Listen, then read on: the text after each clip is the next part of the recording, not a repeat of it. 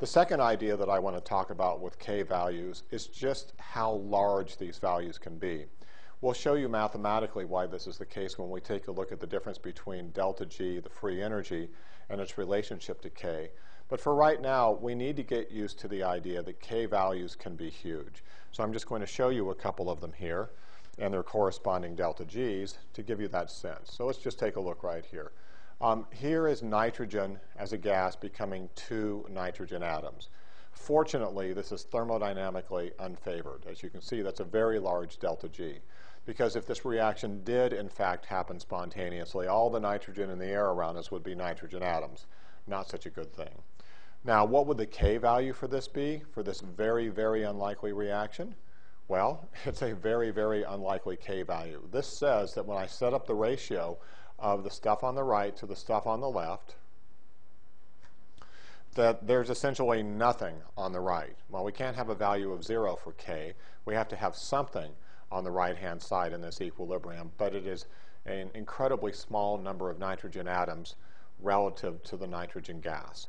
So get used to the fact that we can have numbers that are as small as 10 to the minus 81 corresponding to delta G values of less than 1,000 kilojoules. Well, here's another example of that. Here we have silver sulfide. This is a solid. It associates in water to make silver ions and sulfide ions. And it turns out the K for this is about 10 to the minus 51. What this says is that this reaction very much doesn't happen. It obviously has a delta G, which is a big positive number. It means that when I put silver sulfide in water, basically nothing happens. It stays as a rock. These ions do not form. Now you might ask, is it also possible to have huge positive numbers for K? And obviously, since these are my negative numbers, if I were to reverse these reactions here, I could have delta G's that were very large positive numbers. So for example, if I do have nitrogen atoms, they will very much drive to the right spontaneously to make nitrogen gas. Delta G for this will be minus 456 kilojoules, which means that K is 10 to the 81. So as we move forward, get used to the fact that we're going to have to start doing a lot of exponent math.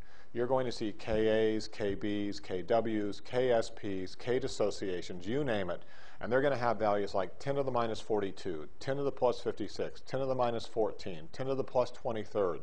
And the second you start seeing exponents like this everywhere, the first thing you have to think is, boy, I've got to do a lot of exponent math well.